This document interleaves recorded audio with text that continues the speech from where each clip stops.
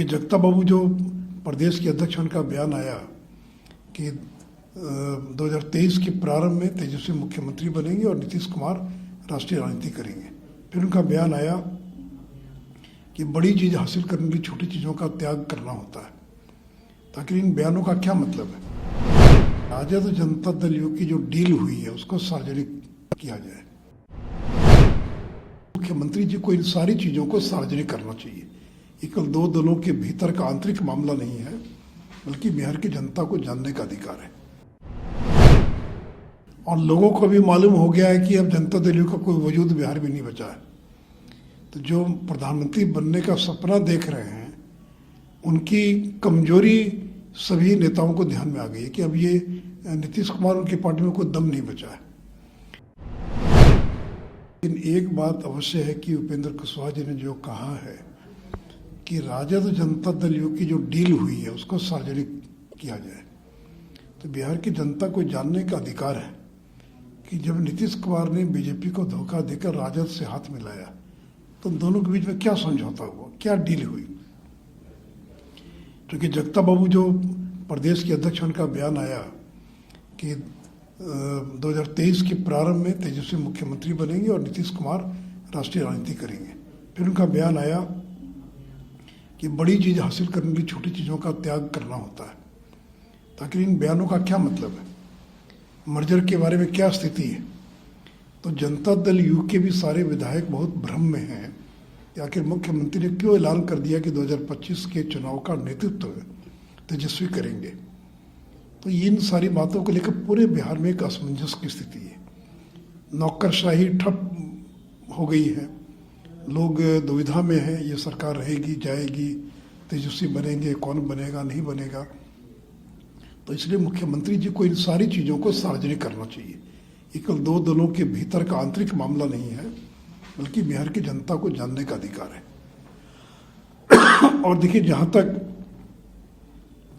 दल बदल की बात है कि कौन कितनी बार किधर गया, तो उसका रिकॉर्ड तो नीतीश कुमार ने खुद ही तोड़ दिया। क्योंकि अगर उपेंद्र कुशवाहा 2 बार आए जनता दल यू के अंदर, तो नीतीश कुमार तो 3 बार राजद के साथ गए, 3 बार छोड़कर चले आए। 2 बार बीजेपी के साथ आए, 2 बार बीजेपी को छोड़कर चले गए।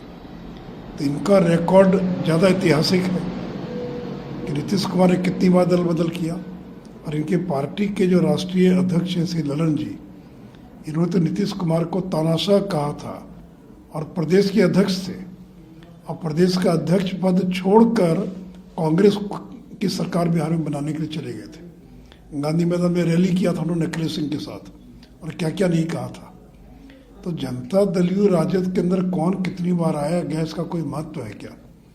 और नीतीश इस तरह की बातों को उठा रहे हैं, तो बोले अपनी गिरबान में झांक के तो देखे कि वो कितनी बार उन्होंने दल बदल किया, कितनी बार वो उन्होंने पाला बदला। और तो खुद तेजस्वी यादव ने कहा था कि ये पलटी मार है, कितनी बार पलटी मार चुके, फिर पलटी मारेंगे, क्या करें ये भी कोई नहीं जानता है। तो कुल मिलाकर जनता दल की जो आंतरिक लड़ाई है, इसका प्रभाव बिहार के अंदर प्रशासन पर पड़ रहा है।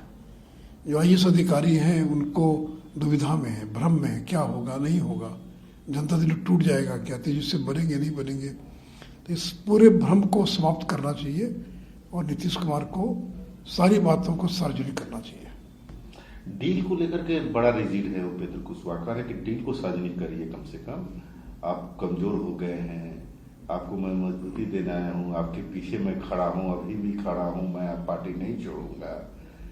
लेकिन भाई कमजोर तो हो ही गया ना, नहीं तो 44 सीट कैसे जीतते। भी जो जिस दल का एक समय में 110-15 विधायक हुआ करते थे, उसके उस पार्टी के विधायकों की संख्या घटकर 44 पर पहुंच जाए, तो ये क्या दिखलाता है कि नीतीश कुमार की क्षमता खत्म हो गई है। वोट दिलाने की उनकी जो शक्ति थी वो उसमें ह्रास हो गया है। अब वो वोट ट्रांसफर करने की क्षमता नहीं रखते, यानी अब कोई उनको अपने साथ रखना नहीं चाहता है।